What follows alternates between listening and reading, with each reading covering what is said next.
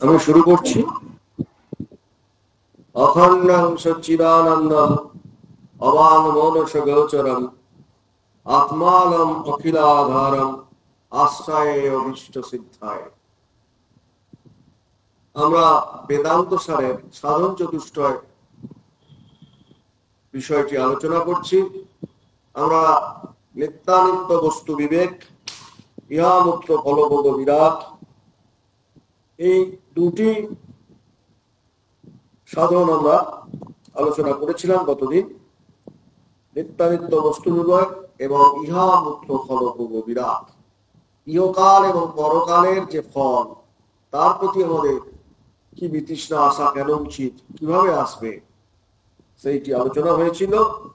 আজকে আসছে যে এই যে নিত্যানিত্য বস্তু বিবেকের ফলে আমাদের যে বৈরাগ্য উৎপন্ন হলো, সেই বৈরাগ্যের ফলে কি হলো না, যাদের ঠিক ঠিক বৈরাগ্য এলো ইহমুক্ত ফলভোগ বিরাগে, তাদের সমদমাদি সৎ সম্পত্তি, এই সমদমাদি সম্পত্তি কি না, সমদমায়স্তু সমদম পরিতি তিতিক্ষা সমাধান শ্রদ্ধা। এই যে ছয়টি সমদম উপরতি তিতিক্ষা সমাধান এবং শ্রদ্ধা, এই ছয়টিকে বলা হচ্ছে সৎ সম্পত্তি। এটা কখন আসে? যদি ঠিক ঠিক নিত্যানিত্য বস্তু বিবেক হয়, যদি ঠিক ঠিক আমাদের মধ্যে ইহমুক্ত ফলভোগ বিরাট, ইহকাল এবং পরকালের ফলের প্রতি, ফলভোগের প্রতি আমাদের যদি বিতৃষ্ণা আসে, তাহলে এই সম্পত্তি আমাদের কাজে লাগে। আমাদের কি হয়, কাজে শুধু লাগে না, আমরা এই সম্পত্তির অধিকারী হই। সেই জন্য প্রথমে আমরা আসছি সম। সমটি কি না, সম তাবৎ শ্রবণাদি ব্যতিরিক্ত বিষয়ব্য মনসহ নিগ্রহ। অর্থাৎ শ্রবণ, মনন এবং নিদিধ্যাসন, এইটা হচ্ছে আমাদের বেদান্তের জ্ঞানের সাধন। এই জ্ঞান সাধনের অনুকূল বিষয় বাদ দিয়ে, অর্থাৎ এই শ্রবণ যারা আপনারা যে করছেন, যারা আজকে বেদান্তের ক্লাস করছেন, শ্রবণ করছেন, এটা হচ্ছে জ্ঞান সাধন। এই সাধনের জন্য আজকে আপনারা এখানে উপস্থিত হয়েছেন। আপনারা প্রত্যেকে যে এখানে এসছেন, এই সাধনটি কেন না, আপনারা ধৈর্য ধরে যে কত দূরে যে যেখানেই পালন ঘরের মধ্যে বসে আছেন ঠিকই, কিন্তু এই সাধনটি শুনবার জন্য, এই শ্রবণ করবার জন্য আপনারা বসে আছেন, কিন্তু অন্য সকল বিষয় থেকে মনকে গুটিয়ে এনেছেন। সুতরাং আজকে যারা আমরা বেদান্তের ক্লাসে অনুধ্যান করছি, তারা আমরা সকলে এই সম শব্দটি, অর্থাৎ সম শব্দটি কিছুক্ষণের জন্য হলো আমাদের মনের মধ্যে এসছে। কেন? সেই সম্পত্তিটি আমাদের অধিকৃত হয়েছে। কেন অধিকৃত হয়েছে না, আমরা সমস্ত বিষয়গুলিকে বাদ দিয়ে, আপনারা আপনাদের সমস্ত বিষয়গুলিকে বাদ দিয়ে আপনাদের মনটি এখন এই বেদান্ত শ্রবণের মধ্যে আপনারা কি করেছেন না, সেই মনটাকে নিবিষ্ট করতে পেরেছেন। সেই জন্য বলছে যে সমতাবৎ শ্রবণাদি ব্যতিরিক্ত মনন নিদিধ্যাসন। আরো আমরা মনন নিদিধ্যাসনে যাচ্ছি না, এখন যেহেতু আমরা শ্রবণ করছি এবং তার সঙ্গে সঙ্গে মনন চলে, সেই মননের কথাটাতে আমরা দেখেছি যে বেদান্ত সারে আমাদের কি বলেছে না, মন হচ্ছে বাইরের ইন্দ্রিয়ের পরিচালক। আমরা মন দিয়ে চোখ থেকে আরম্ভ করে আমাদের যে বাইরের ইন্দ্রিয়গুলো আছে, পরাঞ্জি কানি, চক্ষু, কর্ণ, জিহ্বা, নাসিকা, ত্বক, এই যে পাঁচটি যে ইন্দ্রিয়, সেই ইন্দ্রিয়গুলোকে কে করে পরিচালনা? মন। সুতরাং মনকে যদি আমরা ঠিক ঠিক সংযমিত করতে পারি, নিগ্রহ করতে পারি, তাহলে কি হবে? আমাদের এই ইন্দ্রিয় সংযম আপনা আপনি হয়ে যাবে। এটা হচ্ছে সম। সম মানে কি? অন্তর ইন্দ্রিয়ের সংযম। সম শব্দটির অর্থ কি না, অন্তর ইন্দ্রিয়ের। আপনাদের প্রত্যেকের যারা এখানে উপস্থিত হয়েছেন, অন্তর ইন্দ্রিয়টা অন্য জায়গায় দেব না, এই ভাবনাটা নিয়ে আপনারা এখানে উপস্থিত হয়েছেন। সুতরাং এ বিষয়ে কারোর সন্দেহ নেই। যারাই বেদান্ত, আমরা হয়তো সংখ্যায় একটু কম হতে পারি, কিন্তু আমাদের প্রত্যেকের মধ্যে এই সৎ সম্পত্তির প্রথম গুণটি আমাদের মধ্যে আছে। কারণ আমরা প্রথম থেকেই সমের কথা বলা হচ্ছে কেন না, মনটা আমরা তো ব্রহ্ম বিষয় দেওয়ার জন্য এসেছি, সেই বিষয় থেকে যদি রূপ রসাদি বিষয় ভাবিত যাতে না হয়, সেই জন্য অন্তঃকরণের যে বৃত্তি বিশেষের দ্বারা আমরা ওইরূপ যে ধাবমান মনকে ব্রহ্ম বিষয় টেনে আনছি, তার নাম সম। আজকে যে বৃত্তি দিয়ে আপনারা বেদান্ত ক্লাসে সবাই এসে উপস্থিত হয়েছেন, প্রত্যেকে যারা এখানে উপস্থিত হয়েছেন, সেই যে আমাদের যে যোগ্যতাটা, সেই যোগ্যতাটার নাম কি? সম। সুতরাং সমদমাদি কথাটা হচ্ছে সম। এবং সেই জন্য বলছে যে প্রতি মুহূর্তে এতে বিবেক চূড়ার মধ্যে খুব সুন্দর একটি কথা বলছেন যে বিরাজ্য বিষয় প্রাপ্তাদ দোষ দৃষ্টা মুহুর্মুহু স্বলক্ষ্মে নিহত অবস্থা মনস সম উচ্চতে। তিনি আমার সম মানে এই সম শব্দটির একটি অপূর্ব ব্যাখ্যা দিয়েছেন। ব্যাখ্যাটি অপূর্ব। কেন অপূর্ব? না, বলছে মুহুর্মুহ ক্ষণে ক্ষণে দোষ দর্শনের দ্বারা বিষয় সমূহ থেকে যে বৈরাগ্য আসে দোষ দর্শনের ফলে, তাহলে সেটা মনের নিজের লক্ষ্য স্থল ব্রহ্মে নিশ্চল স্থিতি লাভ যদি করে, তখন তাকে একে সম বলা হয়। দেখা যাচ্ছে কি না, আমরা বিষয় বস্তু, দেখুন আপনারা সংসার করেছেন, সংসারে সমস্ত রকমের কর্তব্য পালন করেছেন, কিন্তু তা সত্ত্বেও বুঝছেন যে সংসারের মধ্যে আমাদের সমস্ত শান্তি এবং সুখ নিহিত নেই। সেই নিহিত নেই এই বোঝাটা। এই বোঝাটার ফলে কি হচ্ছে না, বিষয় সমূহ আমরা দেখছেন যে শুধুই যদি আমি বিষয় বিষয় করে যাই, তাহলে কি হবে না, আমার জীবনটা ব্যর্থ হয়ে যাচ্ছে।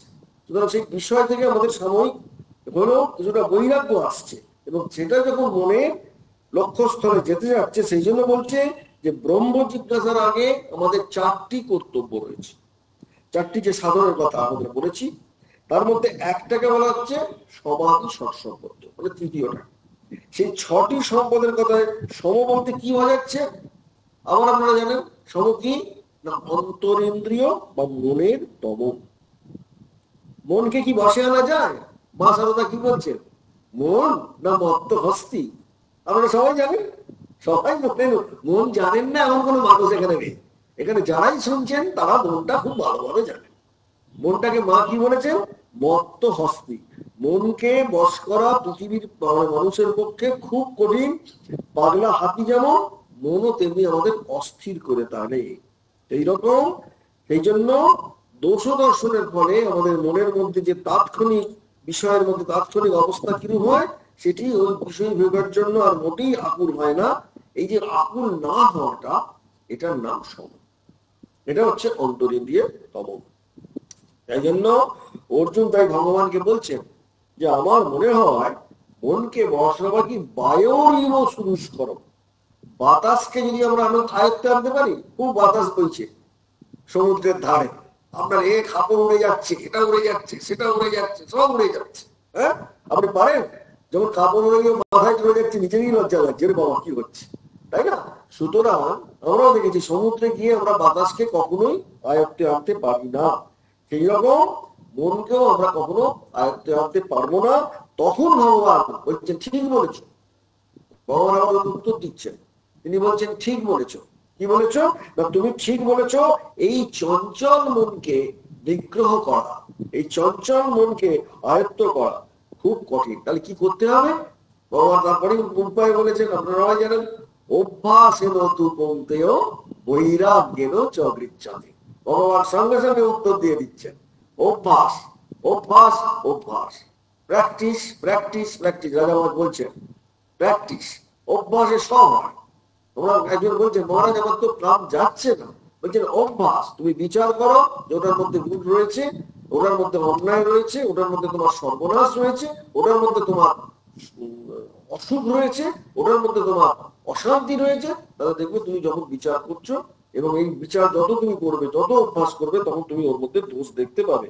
সুতরাং অভ্যাস আর বৈরাগ্য, বৈরাগ্য দরকার। এই দুইটি দ্বারা আমরা মনকে বসে আনতে পারি, আমাদের মধ্যে সম আসতে পারে। সম যে সম্পত্তিটা কি করে আসবে, এগুলো বলছে মনকে বসে আনতে গেলে কি করতে হবে না, আমরা পারি মনকে বসে আনতে যদি অভ্যাস এবং বৈরাগ্য দ্বারা করতে পারি।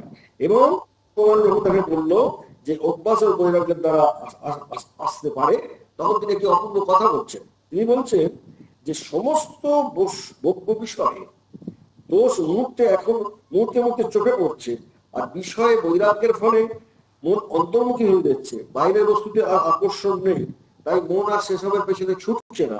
এই বিষয়ের দোষ যখন দেখতে পাচ্ছি, এসেও যখন বিষাদ এসছে, তখন ঈশ্বরের অনুরাগও এসছে। সুতরাং সেই বিচার আমাদের দরকার।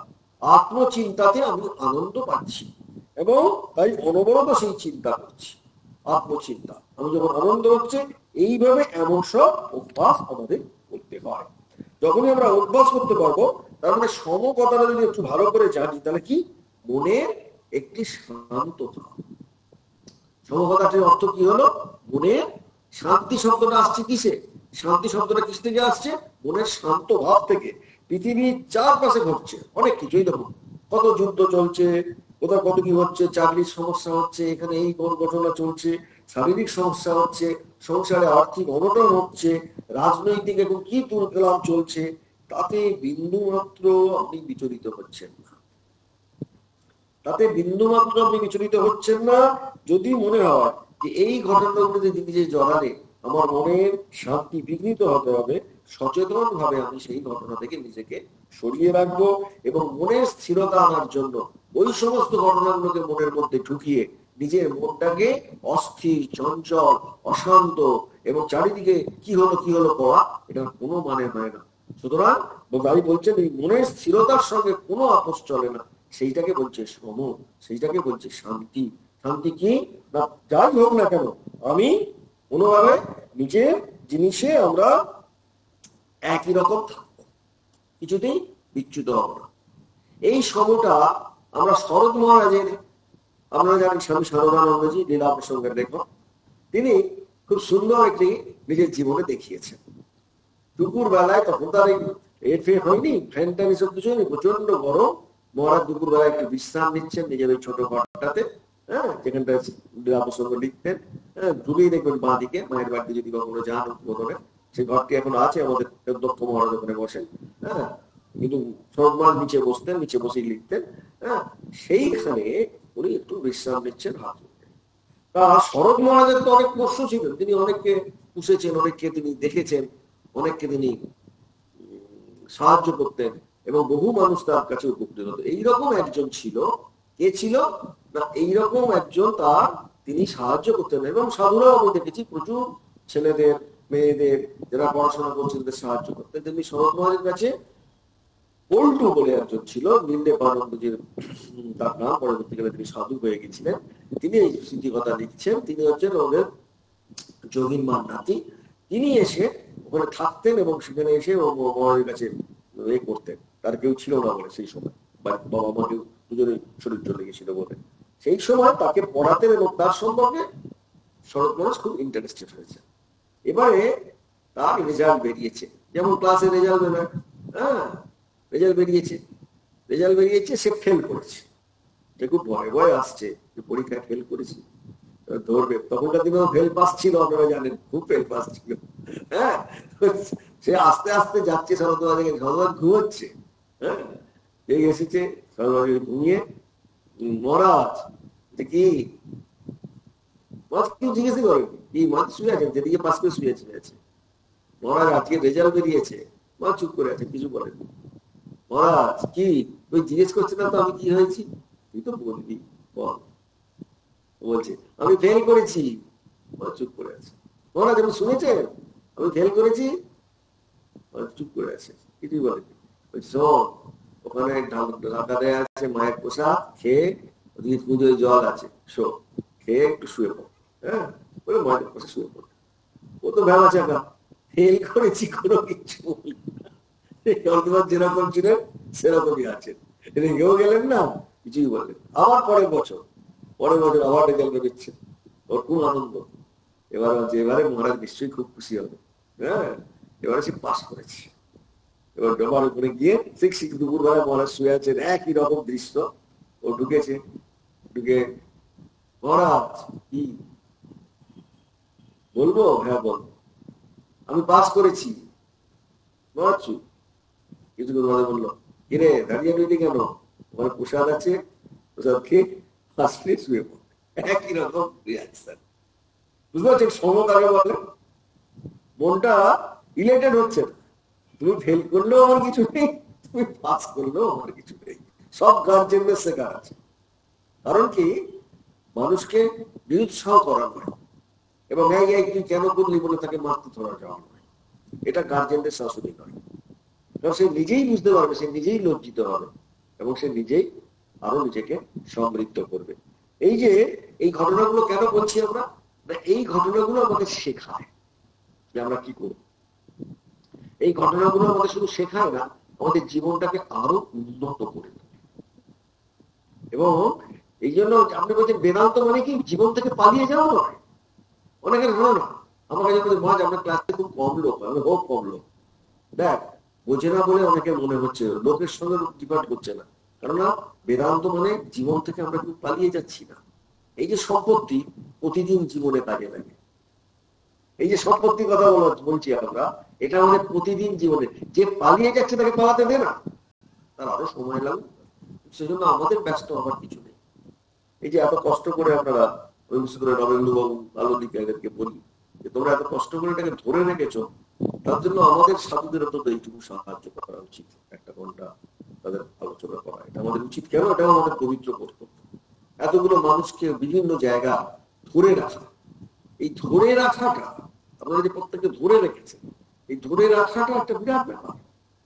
যে বেদান্ত মানে পালিয়ে যাওয়া নয়, এটা আমরা লোকের কাছে পেইতে যে এই বার্তা দিচ্ছে, এই বার্তাটা প্রত্যেকের দরকার। আমরা বেদান্ত স্যারের ক্লাস করছি মানে কি জীবনের ক্লাস করছি, আমরা আমাদের জীবন চর্চার ক্লাস করছি। বেদান্ত মানে ওই মনের বেদান্ত আমরা করছি তা নয়, আমরা জীবন চর্চার ক্লাস করছি। সেটা যেন আমরা কি ভুলে না চাই, জীবনে আমরা কি করবো। এরপর আসছে কি না দম।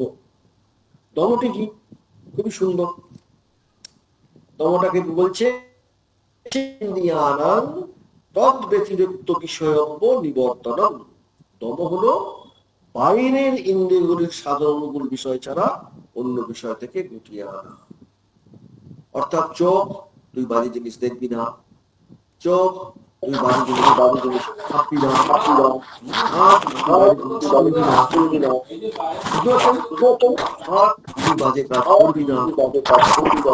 তুই বাজে জায়গায়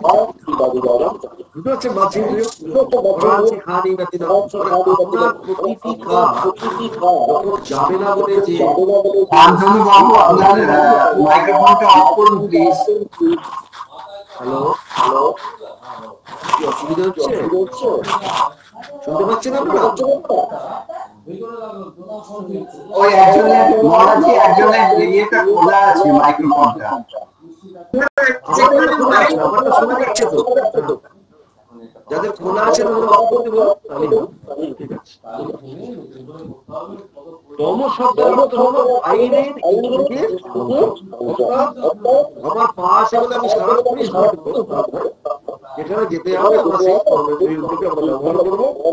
এবং যদি আমি খুব ব্যবহার করি তাহলে বেদান্ত চর্চা যারা করতে আসবো তারা ক্লান্ত হয়ে পড়বো, আর বেদান্ত চর্চার সময় আমরা ঘুমিয়ে পড়বো। সুতরাং বহির্জগৎ থেকে ইন্দ্রিয়কে সংযত করতে হবে, এটা যেন আমাদের মাথায় রাখে। দম শব্দের অর্থ তাই। এবং এখানে বলছে খুব ভালো, বিষয়ব্য পরাবর্ত স্থাপন স্বদলকে উভয় ইন্দ্রিয়ানাং সদম পরিকীর্তিত। মানে সেটাকেই দম বলা হচ্ছে। সম বলতে বলা হচ্ছে, যেটা আগের শ্লোকে আমরা দেখেছি, দমর মধ্যে দম কাকে বলে না বহির ইন্দ্রিয়ের দম। বুঝতে পেরেছেন? চোখের দমন, কানের দমন, শুনবো না, নো অ্যাডমিশন নোটিশ দেয়া। বুদ্ধিজানন্দ যেমন বলতেন তোমরা নো অ্যাডমিশন নোটিশ দেবে, ওটা যে দম আমরা বুঝতাম না। আমরা মাঝে জিজ্ঞেস করলাম মহারাজ কোথায় দেবো নো অ্যাডমিশন, নো এন্ট্রি যে বুঝতে পারছো না? না আমরা বুঝতে পারছি না, আমরা কোথায় দেবো জিজ্ঞেস করছেন। আমি তখন বললাম মহারাজ মানে আমরাই যখন মহারাজ পাটা নিয়ে রাত্রিবেলায় আমরা তখন ব্রহ্মচারী, তখন উনি প্রেসিডেন্ট, ওই পাটা দিয়ে দিতেন, আমরা 9:30 থেকে 10টা আমরা পাটা একটু হাত গুলাতাম, সব সাধু ব্রহ্মচারী মোটে। হ্যাঁ, তখন ঠাকুর ঘরে ছিলাম, আমরা গিয়ে মহারাজকে সেবা করতাম। আপনারা নিশ্চয়ই জানেন আমাদের পরম পূজনীয় শ্রীমৎ স্বামী বুদ্ধিজানন্দজি দ্বাদশ সম্পাদক প্রেসিডেন্ট মহারাজ ছিলেন। আমরা সবাই খুব যেতাম, মহারাজ খুব ভালোবাসতেন সবাই। হ্যাঁ, মানে মহারাজের পাটা নিয়ে কে আগে যাবে তাই নিয়ে ঝগড়াঝাটি হয়ে যেত আমাদের মধ্যে। সেই রকম মহারাজকে যখন আমাদের বলছেন যে মহারাজ নো এন্ট্রি নো অ্যাডমিশন তোমরা লাগাতে পারো, আমি জিজ্ঞেস করছি মহারাজ আপনি ওরা নো অ্যাডমিশন নোটিশের কথা বলছেন কেন? জিজ্ঞেস করছেন কি ব্যাপার? হ্যাঁ, দেখো দুটো ব্যাপারে তোমাদের অ্যালার্ট এবং অ্যাওয়ার হতে হবে। অ্যালার্ট মানে জানো, অ্যালার্ট মানে নো অ্যাডমিশন নোটিশ। কিরকম মহারাজ?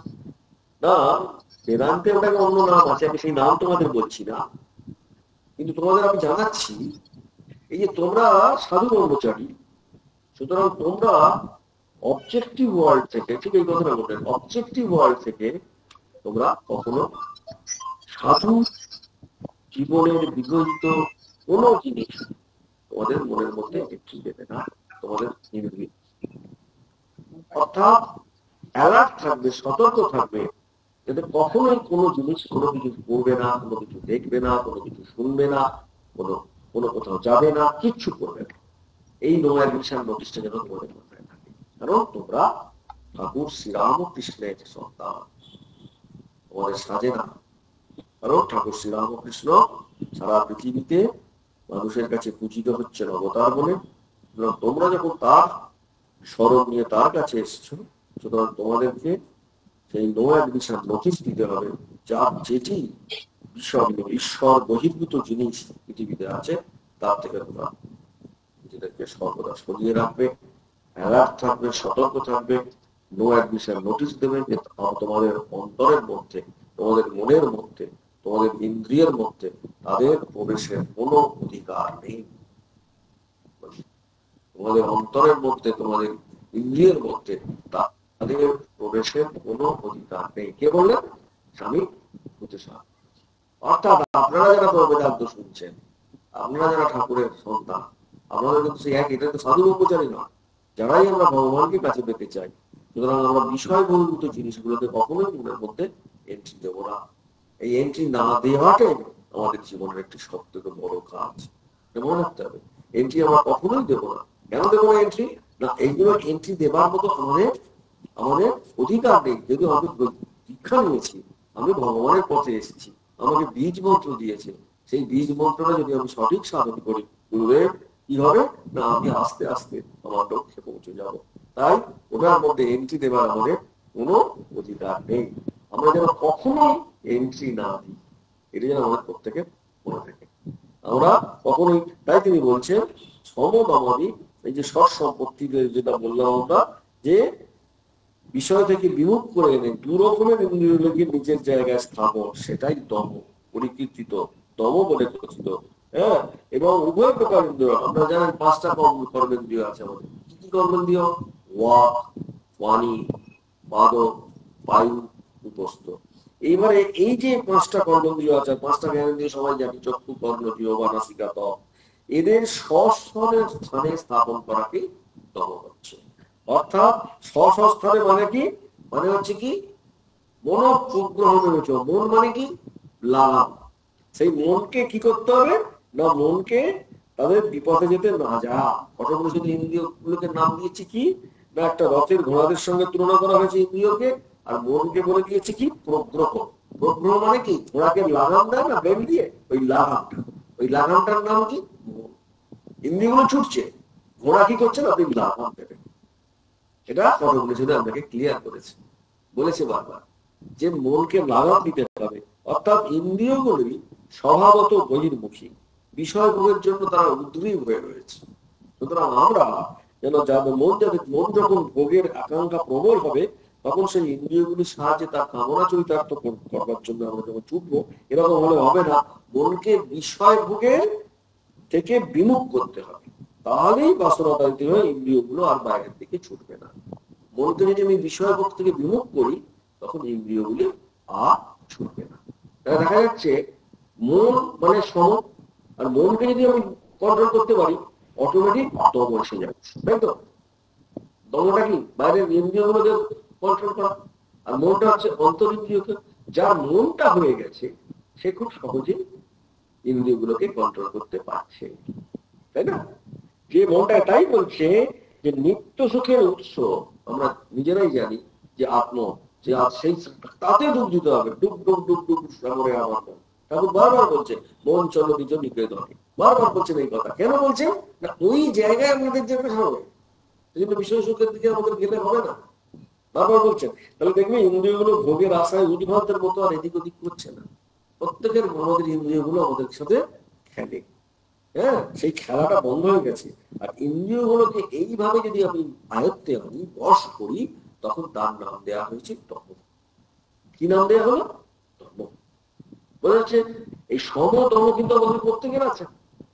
আর আছে বলেই আমি বলছি না যে আজকে এতগুলি মানুষ যাই আমরা কম আসি বেশি আসি, এই যে সমস্ত কিছু ফেলে শুনতে এসছি, আমাদের সম আছে বলে, আমাদের দম আছে বলে, তাই আমরা শুনতে এসছি। নইলে আমরা কেউ এই সব সম্পত্তি কি কেউ জানতে আসতেন না, তাই না? কি দরকার পড়েছে আমাদের দ্বারা? সবাই আমরা এসছি আছি এখানে কেন? ওই কারণে যে এই জন্য আসলে সম ও দম একে অন্যের পরিপূরক। তাই তো বলছেন এই দুটো সাধনা একসঙ্গে চলে। সমদম কি হয়? একসঙ্গে চলে। বোঝা গেছে আপনাদের? সম এবং দম দুটি কি হয়? একসঙ্গে চলে। এই দুটি সাধনা সর্বদাই একসঙ্গে চলছে। এরপরেই আসছে অপূর্ব কথা একটি, সেটা হচ্ছে উপরতি। অপূর্ব কথা। অপূর্ব কথা কেন না? উপরতি মানে কি? নিবর্তিতানাং এতেষাং তদ ব্যতিরিক্ত বিষয়ব্য উপরমনং উপরতি অথবা বিহিতানাং কর্মণাং বিধিনা পরিত্যাগ। সম তম উপরতি মানে কি? নিবর্তিত ইন্দ্রিয় সকল যখন ব্রহ্ম বিষয় ছেড়ে পুনরায় বিষয়মুখী না হয়, এবং এই যে ত্যাগ, এই ত্যাগের নাম উপরতি। যাকে আমরা সমদম বলছি, সেই সমদম হয়ে যাওয়ার পরে মনের যে অবস্থা তৈরি হলো তার নাম উপরতি। তার মানে মনে তিনখানা কাজ, তিনটি ভাগ আমরা নাম দিচ্ছি, তিনটি প্রপার্টি আমরা নাম বলছি উপরতি। উপরতি মানেটা কি না? রতি কথার অর্থ কি না? আমরা ভোগ করবো। উপরতি মানে ভোগ করবো না, বিপরীত। রতিকতার মানে কি? আমাদের মধ্যে ভোগের ইচ্ছা আছে বলে আমরা রতিকতাটা বলি, তাই না? রতি। সেই জন্য যখন ভোগ করবো না তখন সেটা উপরতি। এবং বাইরের ইন্দ্রিয় উপরতি গুলো হচ্ছে কি স্ব বিষয় থেকে, সেই একটু আগে কথা হলো যে মন যাতে পুনরায় নিযুক্ত না হয়। সমদমের মাধ্যমে আপনি নিয়ে এসেছেন, এবারে মন যাতে পুনরায় নিযুক্ত না হয় সেই জন্য তার নাম দেওয়া হয়েছে উপরতি। সেই জন্য উপরতি বলছে যে এমন একটা, যে যজ্ঞাদি করে, অগ্নিতে আহুতি দিয়ে, প্রতিজ্ঞা করে কাম্য পরিষদ কর্মের ত্যাগ করলো, আর এইরূপ ত্যাগকে সন্ন্যাস, এইরূপ ত্যাগের নাম দিলেন সন্ন্যাস। তাই উপরতি শব্দে অনেক সময় বলে যারা কারা উপরতি করে, যারা সমতমতে প্রতিষ্ঠিত থেকে সমস্ত বিষয়কে ত্যাগ করেছে, বিষয়ভোগকে, তারাই সন্ন্যাসের যোগ্য। বুঝতে পারছেন? সমদম উপরতি কি? কারণ মনের নিয়ন্ত্রণ আনা, আর কিছু না। মনের নিয়ন্ত্রণ আনা। আমরা সাধারণ মানুষ, আমরা কি করে এই নিয়ন্ত্রণ আনবো? সবাই মনের মধ্যে প্রশ্ন ওঠে যে আমরা এত সাধারণ, আমরা এই নিয়ন্ত্রণটা আনবোটা কি করে? হ্যাঁ, বাঘের যদি অগ্নিসাক্ষী করে আমি ত্যাগ করার প্রতিজ্ঞা গ্রহণ করলাম, তাহলেই কি আমাদের বিষয় বাসনা চলে গেল? সেই জন্য সম এবং উপরতি, সম তো মনের নিগ্রহ। স্বামীজি আলোচনায় বলছেন যে জ্ঞান যারা সাধক তাদের মধ্যে সমতম অবশ্যই থাকা উচিত। এবং বাইরের ইন্দ্রিয় গুলো যেটা আমরা বললাম একটু আগে, যন্ত্র, চক্ষু কর্ণ জিহ্বা নাসিকা ত্বক, এগুলো সব যন্ত্র। সত্যকারের ইন্দ্রিয় কোথায় থাকে? মস্তিষ্কে থাকে। আমরা সবাই স্নায়ু কেন্দ্র যারা পড়েছি সবাই জানি সত্যিকারের ইন্দ্রিয়টা থাকে মস্তিষ্কে। এগুলো সব একটা যন্ত্র, মেশিন। সেই জন্য বলছেন বাহিরের যন্ত্র আর অন্তরের স্নায়ু কেন্দ্রের সঙ্গে মন যুক্ত না হলে দর্শন স্পর্শন শ্রবণ হয় না। বাইরের যন্ত্র আর অন্তরের যে স্নায়ু কেন্দ্র আছে মস্তিষ্কে, এর সঙ্গে যদি মন যুক্ত না থাকে তাহলে কি সম্ভব হবে আমাদের দর্শন স্পর্শন শ্রবণ এই সমস্ত কার্য? সম্ভব হবে কি? আপনারাই বলুন। যদি এটা সেই জন্য বলছে যে দম হলো বাইরের ইন্দ্রিয়গুলোকে নিয়ন্ত্রণ করা, সম হলো ভেতরের ইন্দ্রিয়গুলোকে স্নায়ুকেন্দ্রকে নিয়মিত করা, এবং উপনীত হলো ইন্দ্রিয়গুলোর বিষয় সম্বন্ধে চিন্তা না করা।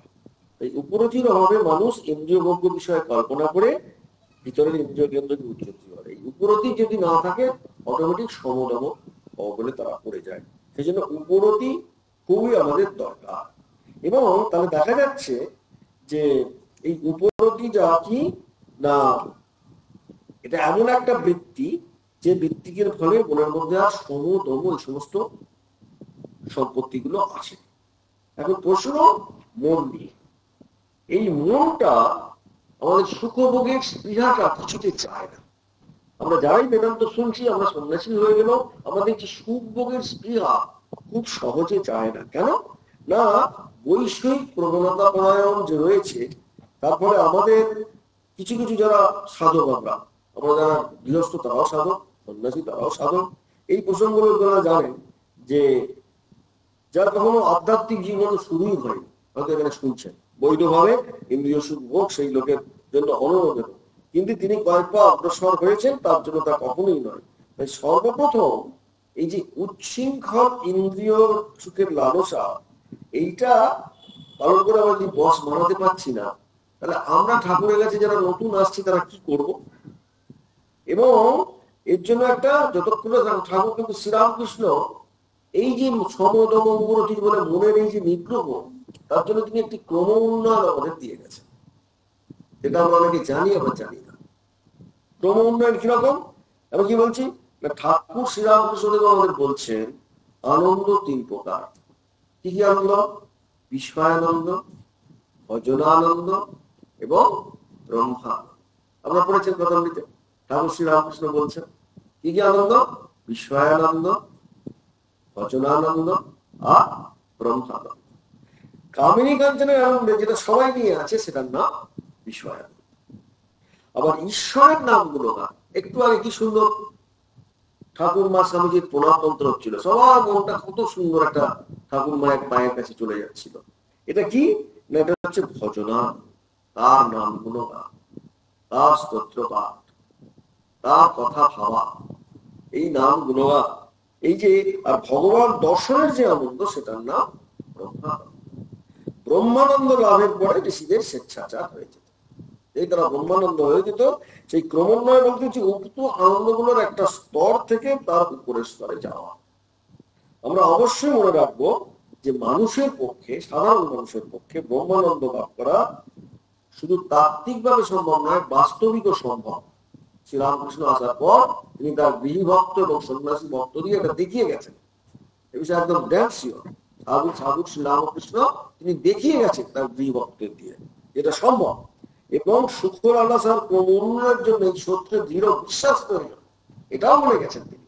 এবং যদি আবশ্যক হয় তবে বিষয়ানন্দ খোঁজ কিন্তু এমন ভাবে যাতে ওটা ভজনানন্দ লাভের পথে বাধা হয়ে না দাঁড়ায়। বিষয়ানন্দ আমাদের করতেই হয়, কারণ টাকা দরকার, তাই বিষয়ের প্রতি আমাদের মন যাই এবং বিষয় আমাদের দরকার। তাই বলছেন যদি আবশ্যক হয় বিষয়ানন্দ খোঁজো, কিন্তু এমন ভাবে খুঁজো যেন ভজনানন্দ লাভের পথে বিগ্রহ এটা ব্যাহত হয়। আমি এমন অনেক ভালো ভালো ভক্তদের জানি, সব প্রতিষ্ঠিত ভক্ত, যারা বিষয়ানন্দের জন্য তারা রয়েছে বটে, কিন্তু তারা ভজনানন্দকে কখনোই ছাড়ে।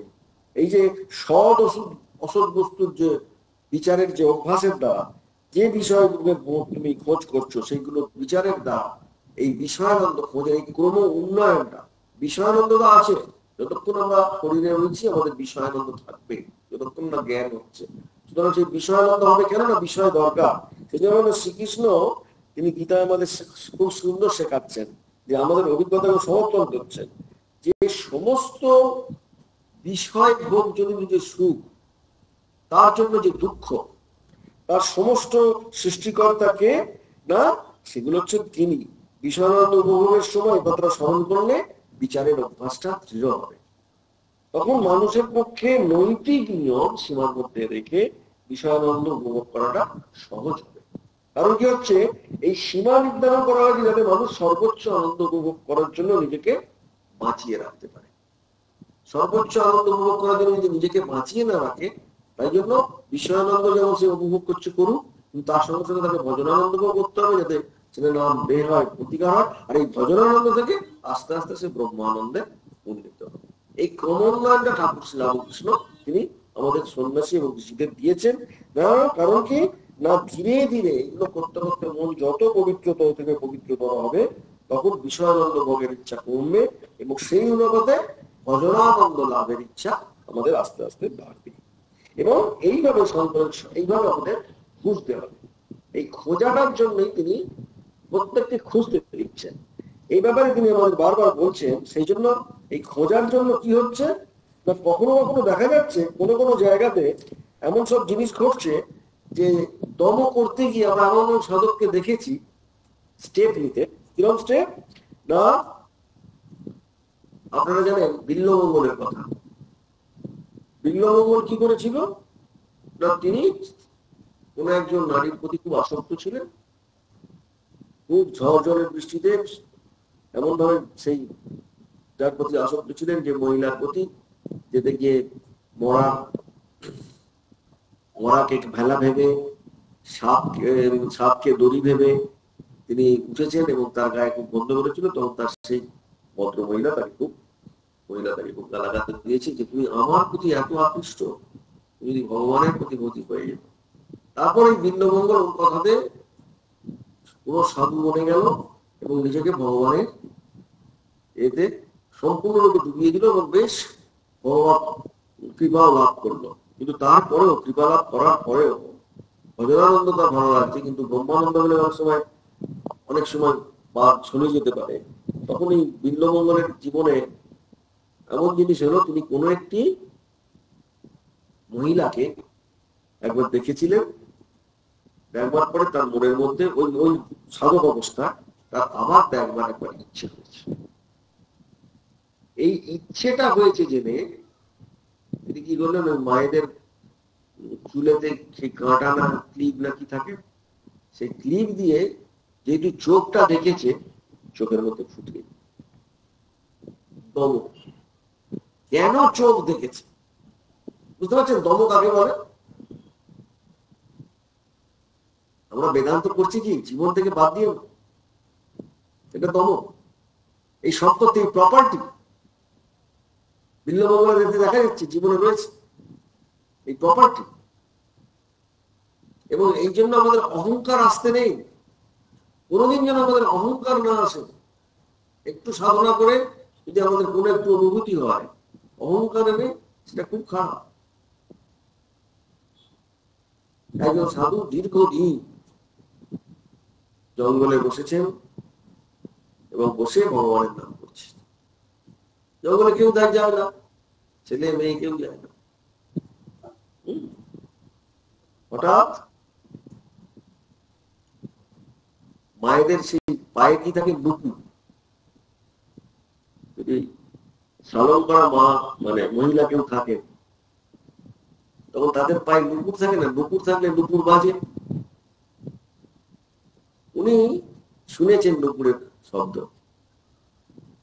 শুনে সেই ঘরের মধ্যে সেই 20 বছর বসে আছে, নুপুরের শব্দ শুনে মনটা অন্যরকম হয়ে গেছে।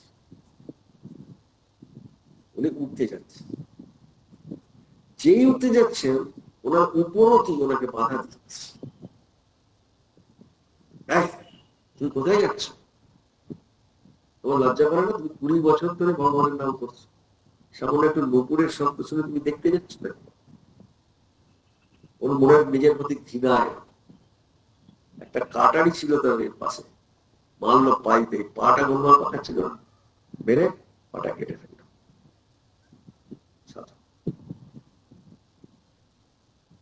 বুঝতে পারছেন? সমদম কি সম্পত্তি, উপরতি কি সম্পত্তি।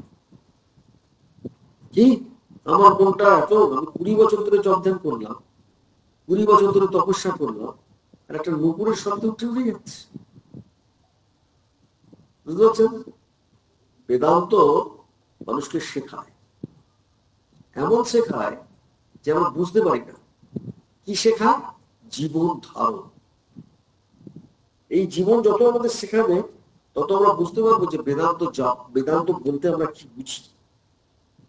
সম দম উপরতি এগুলো যতক্ষণ না আমরা নিজেদের মধ্যে ধরতে পারবো। কারণ উপরতি কথাটা মানে কি, অতীত বিপরীতার্থক শব্দ। আমাদের আধুনিক আগে যে কোনো জাগতিক সুখের সঙ্গে মানে কি, বিশেষত ইন্দ্রিয় সুখের সঙ্গে ওতপ্রভাবে যুক্ত হওয়া, তাদের নিমজ্জিত হওয়ার নাম হচ্ছে রতি। আর উপরতি ঠিক বিপরীত, যে কোনো জাগতিক সুখ থেকে নিজেকে যথাসম্ভব সরিয়ে নেওয়া, বিমুখ করা এবং তাতে মনে অনন্ত চঞ্চল্য উত্তেজনায় লিপ্ত না হয়ে মনটাকে শান্ত এবং স্থির অবস্থা যে সামর্থ্যের মাধ্যমে এটাকে পাওয়া যায়, অধ্যাত্ম পদে ওপরে শক্তি সঞ্চয় করে, তার নাম। এটা আমাদের মনে রাখতে হবে। আর এই উপরতি করার জন্য আমাদের প্রত্যেককে আরো একটা জিনিস মনে রাখতে হবে, যে কি জিনিস না, উপরতি বশ করা যেমন হলো, তেমনি আমাদের এই নিজেদের যে কর্তব্য পালন, নিজেদের যে অনাসক্তি, ক্ষমা, বিনয় অভ্যাস, এগুলো কিন্তু সম দম বিরতির জন্য লাগবে, প্রত্যেকের লাগবে। কারণ এগুলো না করলে, কারণ আমরা আমাদের কিছু কাজ, আমাদের কিছু মেজাজ, আমাদের চিন্তা করার অভ্যাসের দ্বারা মনকে সংযত করার কাজকে প্রায় অসম্ভব করে তুলি। আমাদের কিছু অভ্যাস আছে, আমাদের কিছু মেজাজ আছে, আমাদের কিছু চিন্তা আছে। তাহলে জানা দরকার, যদি আমাদের মধ্যে তীব্র পছন্দ বোধ থাকে আর তীব্র অপছন্দ বোধ থাকে, যদি আমাদের মধ্যে তীব্র আকর্ষণ থাকে বা তীব্র ঘৃণা কিছু থাকে, তাহলে কিন্তু আমাদের মনঃসংযম হবে না, সমদম আসবে না। মনে দেখবেন, আপনি কাউকে খুব ভালোবাসেন, ওই তীব্র হলে কিন্তু বলবো আসবে না। এই জন্য যদি আমরা অসৎ জীবন যাপন করি, মনঃসংযম হবে না। যদি আমরা অন্য ক্ষতি করার প্রবণতা করি, যতই বেদান্ত শুনি, হবে না, হবে না। সমদম আপনার আসবে, অন্যের ক্ষতি করার প্রবণতা থাকবে। এবং যদি আমরা ইচ্ছে করে উত্তেজক নেশা করি, অসংযুক্ত উচ্ছৃঙ্খল জীবনযাপন করি এবং পান খাওয়ার কথা কাজ, নিদ্রা খুব বেশি ঘুমোচ্ছি, তবে আমরা সহজে মনঃসংযম করতে পারবো না। বেশি ঘুমও ভালো না। এবং আর একটা আমাদের অভ্যাস আছে, অনর্থক তর্ক বিতর্কে জড়িয়ে পড়া। এটাও যদি করি, আমাদের মনঃসংযম হবে। এগুলো কিন্তু সবাই আমরা, এটা বেদান্ত স্টুডেন্ট, বেদান্তের ছাত্র, এদের জানতে হবে, প্র্যাকটিক্যাল। আমি আজকে তিনটে নিয়ে আলোচনা করছিলাম, সম দম উপর, কিন্তু তিনটেই মনঃসংযমের ব্যাপার, তিনটেই মনকে নিয়ে কাণ্ড। তিনটেই আমরা যদি ভালো করে সম কি, দম কি আর উপরতি কি যদি ধরতে পারি, তাহলে আমাদের জীবনটা অনেক ভালো হয়ে যাবে। এই সম্পত্তিটা যদি আমরা লাভ করতে পারি, আমাদের জীবন একটা অন্য জায়গায় গিয়ে দাঁড়াবে, তাই না? সেই জন্য আমরা যখন অযথা শরীরকে কষ্ট দিই, আমরা যখন অর্থহীন কাজে শক্তির অপব্যবহার করছি, বা আমরা যখন জোর করে মৌনব্রত পালন করার চেষ্টা করছি, কিন্তু আত্মকেন্দ্রিক হয়ে যাচ্ছি, তখনও আমরা মনঃসংযম, মনটাকে সমদম দিতে পারবো। এবং সামর্থ্য নেই, তবু আমার উচ্চাকাঙ্ক্ষা রয়েছে, তাহলেও কিন্তু আর অপরের উন্নতিতে আমাদের ঈর্ষা আসছে, আমাদের মনঃসংযম হবে না। এগুলো সোজা কথা। এই সমধম উপগতি কোনো আমাদের আসতে হবে। আমি প্র্যাকটিক্যাল কথা বলছি, বেদান্তে এগুলো নেই, কিন্তু এগুলো হচ্ছে প্র্যাকটিক্যাল। বেদান্তের সূত্র বলছে না, কিন্তু সূত্র এই কথাগুলোই বলতে চাইছে, আমাদের ভাষায় বলছে। তাই তিনি বলছেন যে আমাদের মনে যেন কোনো প্রকার অপরাধ বোধ না থাকে, তাহলে আমরা মনঃসংযম করতে পারবো না। এবং যে সমস্ত অন্যায় করেছি আমরা, তার মধ্যে যদি অনুশোচনা আর মানসিক শক্তির জন্য ঠাকুরের কাছে আমরা প্রার্থনা করি, তাহলে কি হবে, আমরা আস্তে আস্তে সেই জায়গা থেকে উঠতে পারবো। একটা ছোট্ট ঘটনা বলে আমি আপনাদের প্রশ্ন শুনবো, কারণ অনেক বড় বড় কথা আগে বলা হয়েছে। সেই জন্য সেই ছোট ঘটনাটা কি না, অসুস্থ দুর্বল মনের থেকে সতেজ মনকে সংযত করা সোজা। এটা মাথায় রাখবেন। আপনার মন যখন স্ট্রং আছে, তখন সেই মনকে আপনি খুব সহজেই কন্ট্রোল করতে পারেন। বেশ কিছু বছর আগে ডাক্তার জুন বলেছিলেন, একজন মানসিক স্বাস্থ্য লাভ করতে ক্ষমা কত সাহায্য করে। তিনি এক ভদ্রলোকের উদ্যোগে আমেরিকান ম্যাগাজিনে 1947 এটা প্রকাশিত হয়েছিল, একটা অদ্ভুত ক্লিনিকে খবর ছিল। কিভাবে না, যারা ভগ্ন হৃদয় এবং ভগ্ন বিশ্বাসের মানুষদের চিকিৎসা করা হয়। ভগ্ন হৃদয়, যারা হার্ট ব্রেক করেছে, হার্ট মানুষের বিশ্বাস উঠে গেছে, যাদের, এদের চিকিৎসার জন্য এরা একটা, সেই প্রবন্ধে তিনি খুব সুন্দর একটি কথা উল্লেখ করেছেন। এটা এই জন্য বলছি, যেটা একটা সুন্দর এই কারণে, এই ক্লিনিকে 34 বছর বয়সের এক মহিলা এসেছিলেন, কিন্তু তাকে দেখে মনে হতো তার বয়স 64 বছর। কারণ বহুদিন ধরে অনিদ্রা, স্নায়বিক দুর্বলতা, ঘুরে তিনি শান্ত। বহু ডাক্তারের কাছে গেছেন, চিকিৎসা করিয়েছেন, করিয়েছেন, কিছুতেই তিনি শান্ত হতে পারছেন।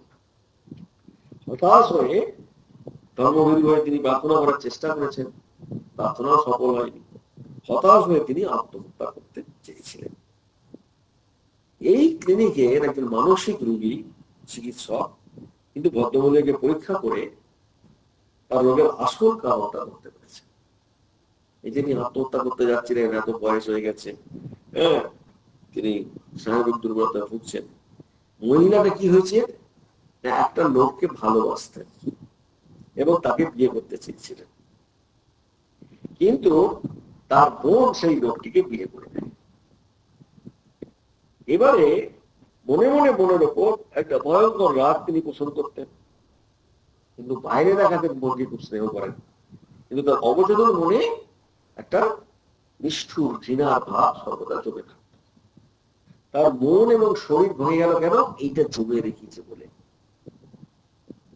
ব্যাপারটা আমরা বুঝি না, যারা আমরা বেদান্ত করছি, এইটা জমে রেখেছে বলে তার মন এবং শরীর দুটোই ভেঙে গেল। এবং বর্ধমানে সাহায্য করতে একজন পাদ্রী এগিয়ে এল। আপনি তো জানেন ঘৃণা করা পাপ, আপনি ঈশ্বরের কাছে প্রার্থনা করুন, তিনি যেন আপনার হৃদয়ে শক্তি দেন, যাতে আপনি আপনার মনকে আন্তরিকভাবে ক্ষমা করতে পারেন। দেখবেন তখন ভগবান আপনার মনে শান্তি দেবেন। ভদ্রমহিলা তো এতদিন ধরে কাউকে বলেনি, এটা এটা উপদেষ্টা যখন দিয়েছেন, এবং তিনি যেই ওই বৃহত্তর শক্তির কাছে প্রার্থনা করলেন নিজের মনের জন্য, এবং যে ঘৃণা করা পাপ বোনকে আন্তরিকভাবে আপনি ক্ষমা করে দিয়ে তার জন্য প্রার্থনা করুন, তখন বোনকে ক্ষমা করার মতো উনি সমর্থন অর্জন করলেন।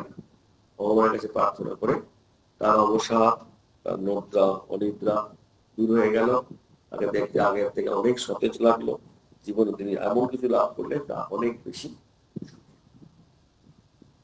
বুঝতে পারছেন, ভেতরে অবচেতন মনে আমরা যেন কিছু জমিয়ে না রাখি, বেদান্ত সেই শিক্ষা আপনাকে দিচ্ছে।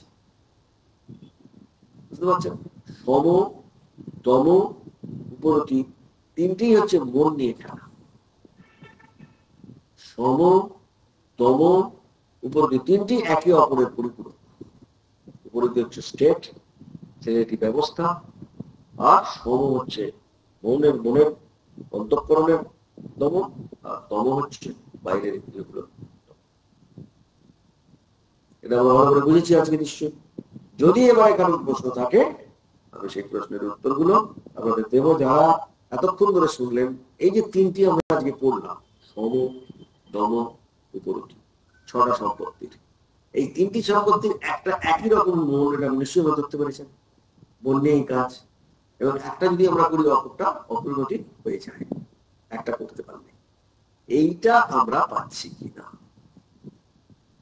আপনাদের যদি কোনো প্রশ্ন থাকে আপনারা দয়া করে বলতে পারেন। নিশ্চয়ই সবাই শুনতে পাচ্ছেন, সবাইকে আমি স্বাগত জানাচ্ছি প্রশ্ন করার জন্য, সবাইকে ওয়েলকাম করছি। যে এই যে আমি আজকে যেটুকু বললাম, সম দম উপরতি, এই তিনটি যে সম্পত্তি, সমদম ঈশ্বর সম্পত্তির যে তিনটি সূত্র আমরা পড়লাম এবং জানলাম, এবং সেইটা আমাদের কি জিনিস, আমরা কতটা কি বুঝতে পারলাম, এ ব্যাপারে আপনাদের যদি কোনো প্রশ্ন থাকে আমার বক্তব্যের বিরুদ্ধে, আপনারা অবশ্যই বলবেন।